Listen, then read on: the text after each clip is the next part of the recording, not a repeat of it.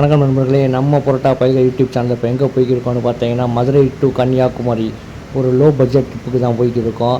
அது ஒன் டேயில் எங்கெங்கே போகிறோம் அப்படின்றத நான் அந்த வீடியோவில் சொல்கிறேன். வீடியோ முழுசாக ஸ்கிப் பண்ணாமல் பாருங்கள். Madurai to Kanyakumari direct trains அவ்வளோவா இருக்காது. நாகர்கோயில் வரைக்கும் தான் ட்ரெயின் இருக்கும். ஸோ நீங்கள் நாகர்கோயிலில் இறங்கி மாறி போகிற மாதிரி இருக்கும். அதனால் நாங்கள் என்ன பண்ணோம்னா பஸ்ஸில் போகலாம் அப்படின்ற ஒரு முடிவுக்கு வந்துட்டோம். ஸோ பஸ்ஸில் போகிறதுக்கு மாட்டுத்தாவணிக்கு போய்க்கிட்டு இருக்கோம். கரெக்டாக டைம் பார்த்தீங்கன்னா 11:45 ஆகுது. நாங்கள் மாட்டுத்தாவணி ரீச் பண்ணிட்டோம். மாட்டுத்தாவணிலேயும் டேரெக்டாக கன்னியாகுமரிக்கு பஸ் இல்லை. அதாவது நாகர்கோயில் போய் தான் மாறி போகிற மாதிரி இருக்கும். இப்போ பஸ்ஸில் ஏறி உட்காந்துட்டோம். நாகர்கோயிலுக்கு 245 ருபீஸ் சார்ஜ் பண்ணுறாங்க பெர் பர்சனுக்கு. ஒரு 4.5 மணி நேரம் பயணத்துக்கு அப்புறம் நம்ம நாகர்கோயில் ரீச் ஆகியாச்சு. இங்கே பார்த்தீங்கன்னா இங்கேயும் மழை பெய்யுது. எல்லா பக்கமும் புயல் சின்னம் சொல்லியிருக்காங்க. ஸோ இங்கே மழை தூறல் மணிக்கு விழுகுது. மதுரையில் கிளம்பும்போது அங்கேயும் மழையாக இருந்துச்சு. இப்போ பார்த்தீங்கன்னா நாகர்கோயிலேருந்து கன்னியாகுமரி போகிறதுக்கு நாகர்கோயில் பஸ் ஸ்டாண்டில் விசாரித்தோம். அவங்க என்ன சொன்னாங்கன்னா வடச்சேரி அப்படின்னு ஒரு வண்டி வரும். அந்த வண்டி கன்னியாகுமரி வரைக்கும் போகும். அப்படி இல்லைனா வேறு பஸ்ஸஸ் வரும். நீங்கள் அதில் கண்டக்டர்கிட்ட கேட்டு விசாரிச்சு போங்க. ஆனால் நாகர்கோயில் டு கன்னியாகுமரிக்கு அடிக்கடி வண்டி இருக்குது அப்படின்னு சொல்லிட்டாங்க. பஸ்ஸில் ஏறி உட்காந்துட்டோம். வடச்சேரின்னு ஒரு பஸ் வந்துச்சு. அது கேட்டாங்க கன்னியாகுமரி போகுமான்னு. கன்னியாகுமரி போகும்னு சொன்னாங்க. அந்த பஸ்ஸில் தான் ஏறி உட்காந்துருக்கோம். பஸ்ஸில் பாருங்கள், கூட்டமே காணோம். டயத்துக்கு தான் எடுப்பாங்க போல். எத்தனை மணிக்கு எடுக்கிறாங்கன்னு தெரியலை. அங்கே உட்காந்துருக்கோம். நாகர்கோயில் டு கன்னியாகுமரி பார்த்தீங்கன்னா 3/4 மணி நேரம் ஆகுது. பஸ்ஸில் 15 ரூபா சார்ஜ் பண்ணாங்க. 2 பேர்த்துக்கு 30 ரூபா சார்ஜ் பண்ணாங்க. இப்போ நம்ம பீச்சுக்கு தான் நடந்து போய்க்கிருக்கோம். நாங்கள் ஒரு ஷேர் ஆட்டோக்கெல்லாம் போகுது. அங்கே போய் கேட்போம், பீச்சுக்கு எங்கிட்டு போகணும், எப்படி போகணும், எவ்வளோ சார்ஜ் பண்ணுறீங்க அப்படின்னு கேட்டுட்டு நான் ஒரு பீச்சுக்கு போய் தகவல் சொல்கிறேன் நண்பர்களே.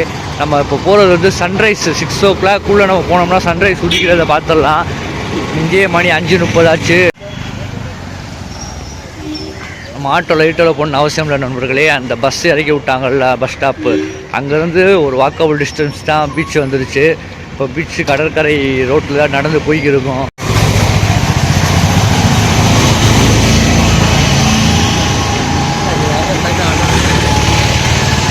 சுற்றுலா பயணிகள் ஃபுல்லாக நடந்து போய்க்கிருக்காங்க. நம்மளும் போகிறோம்.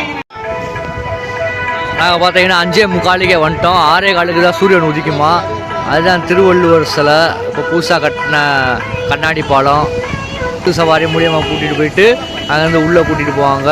திருவள்ளுவர் சிலையை கூட்டிகிட்டு போவாங்க. 300 ருபீஸ் சார்ஜ் பண்ணுறாங்க. யாருங்க பொதுமக்கள் ஃபுல்லாக உட்காந்துருக்காங்க சூரியன் உதிக்கிறத பார்க்குறதுலாம். நண்பர்களே, இந்த நடைபாதை 6 கிலோமீட்டர் வரைக்கும் இருக்கான். 6 கிலோமீட்டர் வரைக்கும் எங்கே உட்காந்து பார்த்தாலும் சூரியன் உதிக்கிறது தெரியும் அப்படின்னு அந்த டிவிக்கு ஐயா சொன்னார். ஸோ நம்ம அங்கேருந்து நகண்டு இப்போ நடந்து போய்க்கிருக்கோம். நம்ம லாஸ்ட்டாக போயிடுவோம்.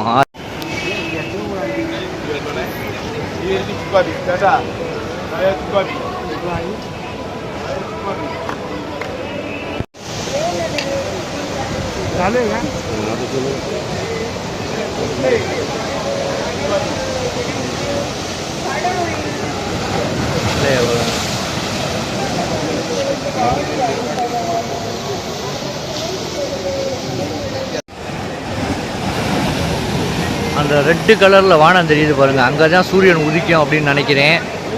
ஏன்னா அந்த இடத்துல மட்டும்தான் அந்த கலரில் இருக்குது வானம். மற்ற இடத்துல பார்த்தீங்கன்னா ப்ளூ கலரில் தான் இருக்குது.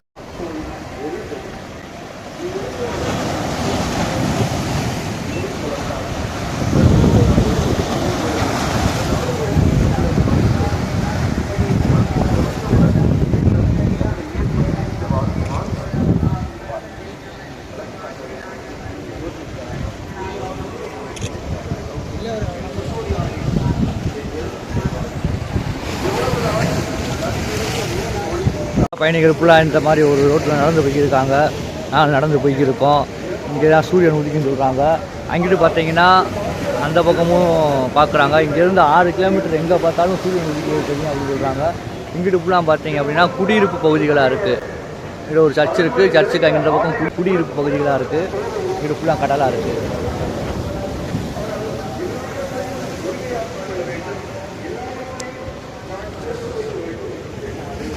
மணி பார்த்தீங்கன்னா 5:55 ஆகுது. கரெக்டாக 6:15 சூரியன் உதிச்சிருமா. ஏன்னா சூரியன் எத்தனை மணிக்கு உதிக்கும்? கரெக்டாக 6:15 வந்துடுமா? 6:15 எத்தனை நிமிஷம் வரைக்கும் இருக்கும்? கொஞ்சம் டைம் இப்போ அண்ணன் கேட்டதுக்கு என்ன சொல்கிறாருன்னா, அந்த மேகங்கள் இருக்கிறனால கொஞ்சம் நேரம் டைம் ஆகும், ஒரு 5 நிமிஷம் அந்த மாதிரி ஆகும் அப்படின்றாங்க. ஆனால் மற்ற நேரம் ஃபுல்லாக 2 நிமிஷத்துலேயே வந்து டக்குன்னு கடல்லேருந்து வந்து மேலே போயிடும் அப்படின்னு சொல்கிறாங்க.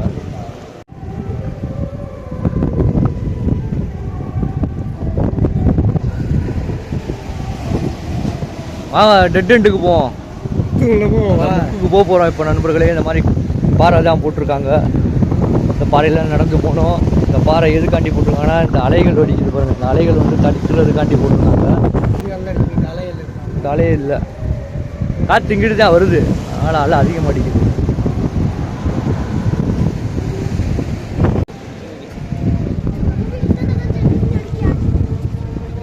சூரியன் உதிக்கிறத பார்க்குறதுக்கு கூட்டத்தை பாருங்கள். நாங்களும் அதுக்கு தான் உட்காந்துருக்குறோம். அலைக்கடல் என மக்கள் திரண்டு வந்து கொண்டு இருக்காங்க. அப்படியே விவேகானந்தர் பாறையை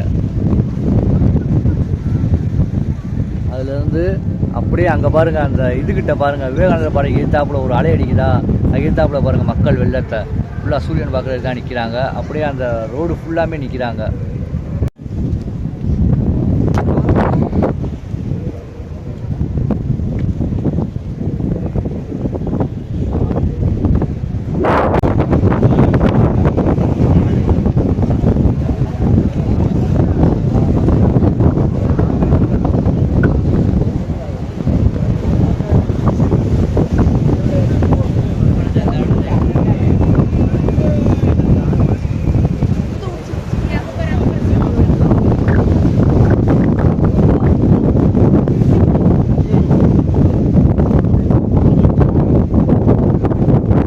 சூரியன் எந்திரிச்சது ஒன்றும் தெரியலை.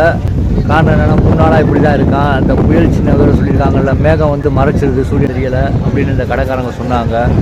இங்கே கடை போட்டிருப்பாங்களா அவங்க சொன்னாங்க.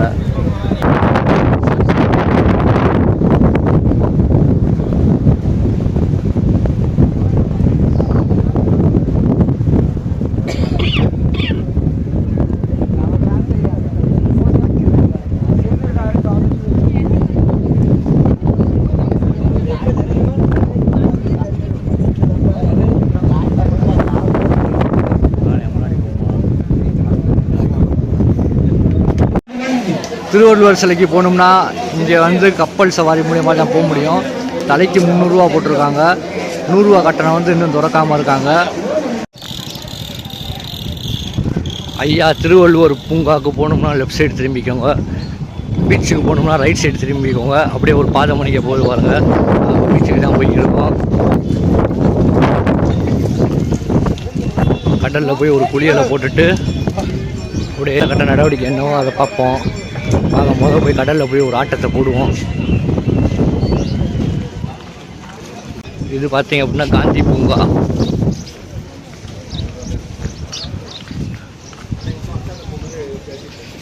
இதை தாண்டி தான் போக மாதிரி இருக்குது.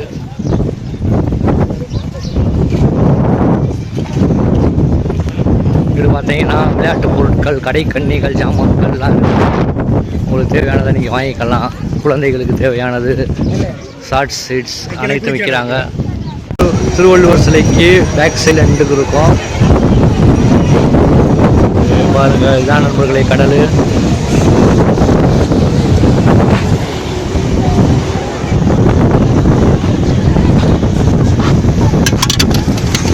இது என்னதுண்ணே சுத்தா? என்னது என்னது இது? மோதிரம் செய்யறது என்ன கல்? இது என்ன கல்லுண்ணே? 300 ரூபா. கல் பேரு அண்ணே இப்போ போய் கடல்ல இருந்து ஒரு முத்துக்கடா எடுத்துட்டு வந்தாரு. ஒரு கல் 300 ரூபா அப்படின்றாரு. தோசோ 200 ரூபா. இது 300 ரூபா. அண்ணனால கொஞ்சம் வாய் பேச வரலை. ஸோ அது வந்து சைகையிலேயே நம்மகிட்ட சொன்னார். அதான் நான் இப்போ சொல்கிறேன்.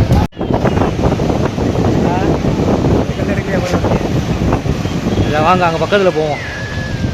வாங்க போவோம்.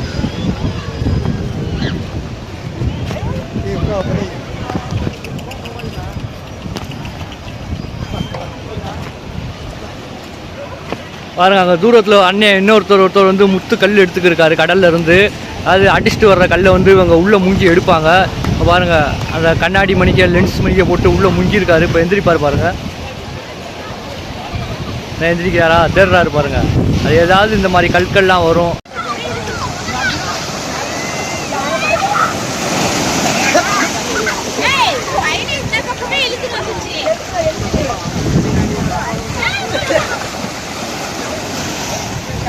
அண்ணனை பார்த்தீங்கன்னா இப்போ கடல்லேருந்து முத்து எடுத்துக்கிருக்காரு. முத்துல இந்த மாதிரி கற்கள்லாம் அடிச்சுட்டு வரும், அதை எடுத்துக்கிருக்காரு. இங்கே அலசுறாரு பாருங்கள். ஜூம் பண்ணி காட்டுறேன். அலசுறாரு. இன்னொருத்தர் வந்து முங்கி முங்கி பார்க்குறாரு எது இருக்கான்னு.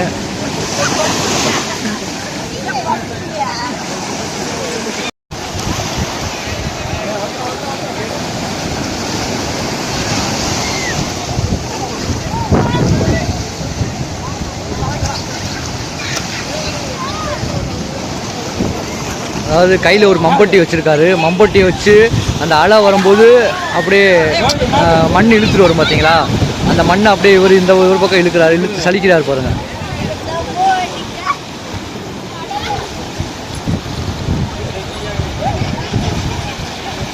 கழிச்சு சோவி இந்த மாதிரி ஐட்டம் வந்துச்சுன்னா அப்படி கீழே கழிச்சிடறாரு. நல்ல கல் வந்துச்சுன்னா அதை எடுத்து விற்கிறாங்க.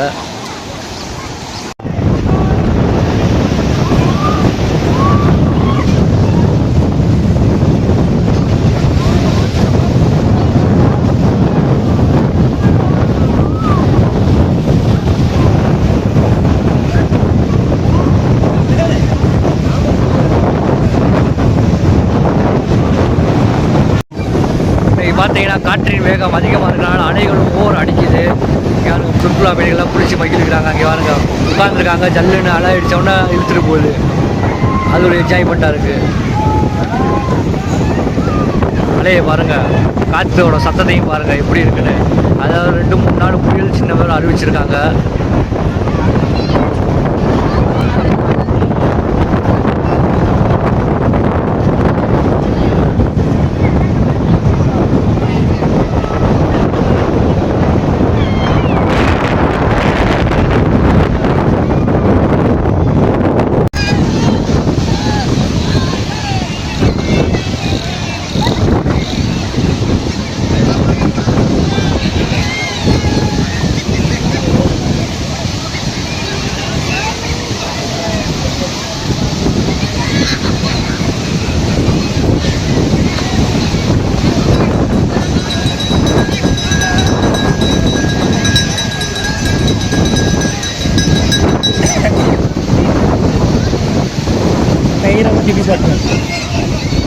Nairi.